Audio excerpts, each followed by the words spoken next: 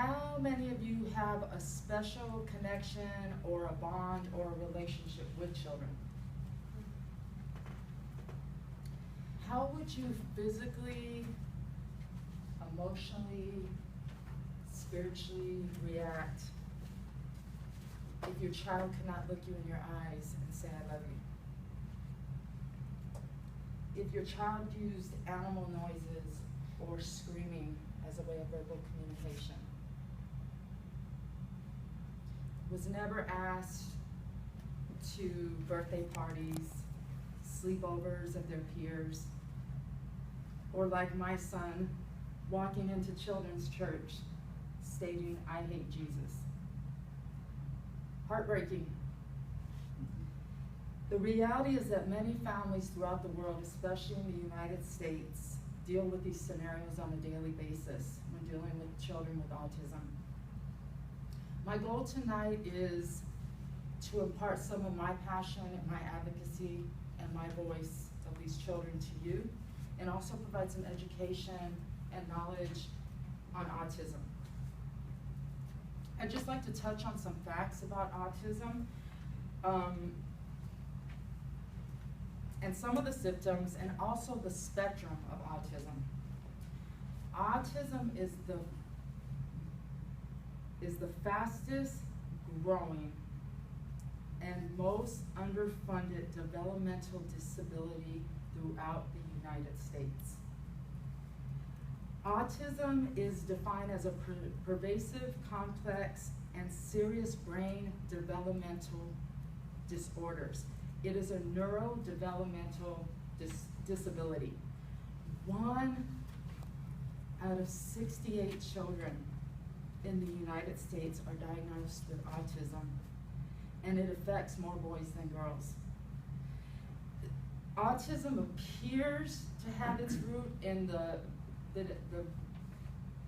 prenatal stage, but neither research nor science have been able to really identify the cause or causes.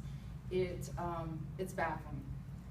So realistically, the chances of autism becoming your reality, whether directly or indirectly, is extremely probable and high, especially if you have a relationship, you have children, it goes way up. Some of the symptoms of autism, they vary. Very differences and disabilities in many areas, but they include social communication skills. It's very hard for them to socialize. Fine and gross motor skills, it can affect their speech, handwriting, little things that we take for granted, and repetitive behaviors. Saying the same thing over again, fixated on one thing. Autism is a spectrum disorder, and let me explain that in simplistic terms. This means you can be a little autistic, or you can be very autistic. You can compare the spectrum.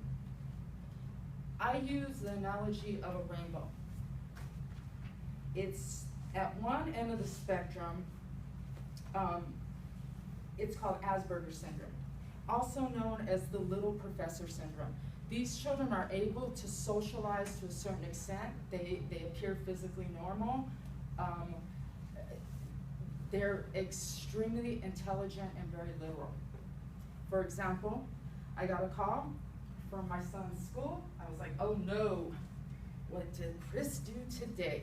The teacher was laughing. She said, we had an incident on the playground today. Oh yeah, what happened?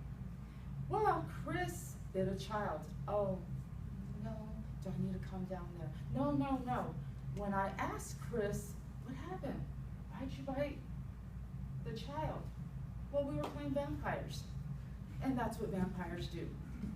And so when I say literal, I mean that in a sense, it's literal. Now, on the other end of the spectrum is the disorder that's most often called classic autism, which often includes profound developmental delays and challenges. A lot of these kids you will see rocking back and forth. They are unable to speak. you can notice physically right off the bat. They're very close. A lot of people can compare it to mental retardation. Now, in between this spectrum, little professor, classic autism, there's a lot of, there's a variety of pervasive developmental disorders, including Rett syndrome, which actually affects more girls than it does boys, and the Fragile X syndrome. But remember, if I can impart anything to you tonight, just like fingerprints, no two people with autism are the same. They're individual and unique. And what does the Word of God say? We were created in His image. We are all individual and unique. My second point I'd like to let you know, there's no cure for autism. It is not a behavioral disability. There are behaviors that go with the disability. Many treatment plans include behavioral therapy and medications. The medications can go on and on and on. Whether you are for medications or not, they tend to curb some of the behaviors when in a social group, as far as when they go to school. Although the consensus among parents of autistic children is that the best therapy is love and acceptance. I think that goes for us all. Often used by parents of autistic children is, don't ask them to live in your world. Come and visit them in their world. It's a beautiful world. Children with autism have an unusual sensory system. What might feel like a very soft touch to us could be excruciating for them. And when aggravated, their systems become unbearable. The overload causes some children to have uncontrollable outbursts, which are at times very destructive. My son, on a personal note, has had to use a helmet at times. It becomes very self-inflicted. It's not usually inflicted just to random children. It's either to their caregiver or to themselves.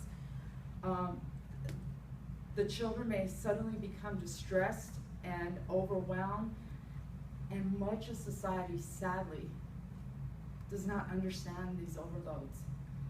They may stare, make hurtful comments, or judge. Sadly,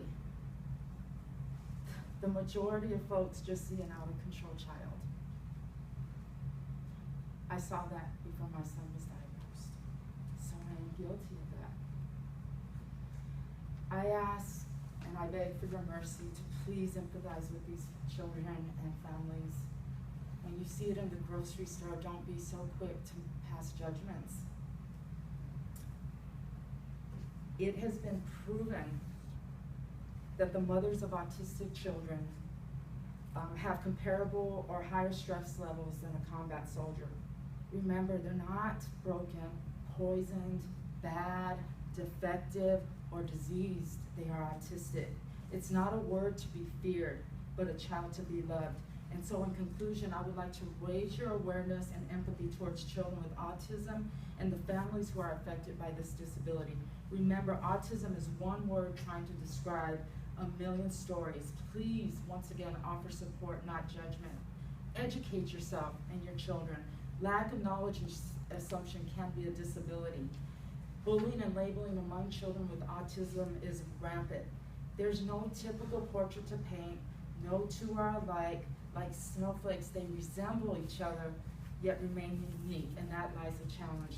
And so what I'd like to impress on your heart today, if anything, I'm gonna go with a quote by April Vernon. We are selfless, not by choice, you see. Our kids just have more needs. We're not out to change the world, but we wanna plant some seeds.